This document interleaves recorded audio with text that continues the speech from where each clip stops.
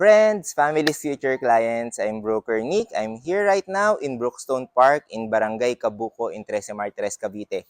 I'm here to feature yung Anika house model, which is a single attached unit, meaning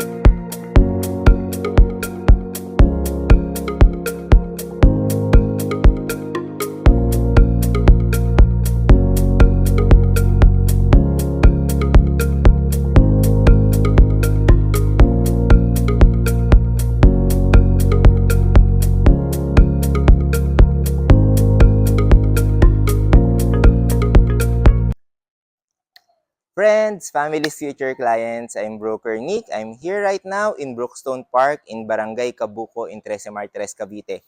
I'm here to feature yung Anika house model, which is a single attached unit, meaning meron siyang firewall. Ayan, it has a minimum lot size of 100 square meters and a floor area of 60 square meters. Meron siyang 2 bedrooms, 2 toilet and bath, and a carport. Ayan. So, pakita ko muna yung exterior. So, obvious naman, this will be your carport. Ayan. So, kasya ang dalawang sasakyan. Napakalaki po nito.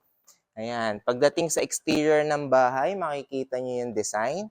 Yan is very Asian design. So, painted na po. Makikita nyo maraming mga windows.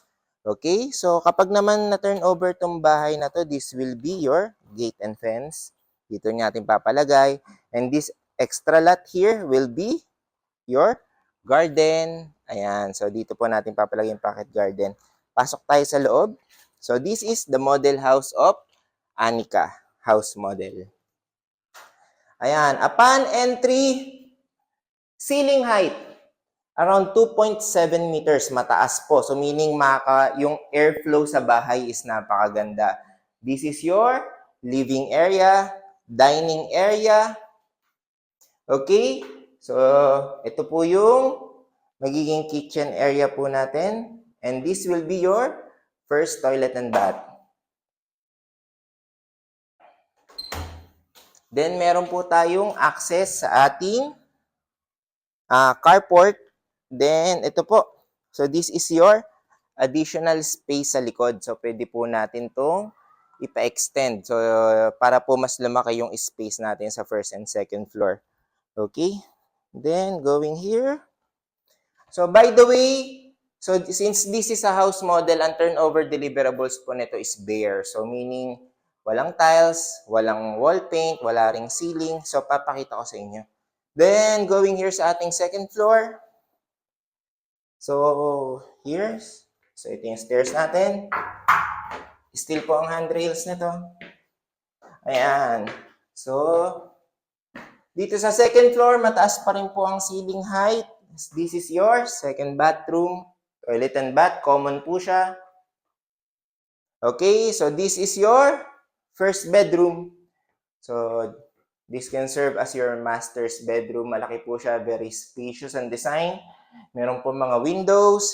Ayan, sliding windows na po yan. Okay, then this is your second bedroom. Ayan. Okay? So, almost equal po siya ng floors area ng ating first bedroom. So, napakaganda nitong Anika house model. So, if you like to know more, just feel free to contact me para malaman niyo yung computation and matripping ko kayo in the future. Thank you!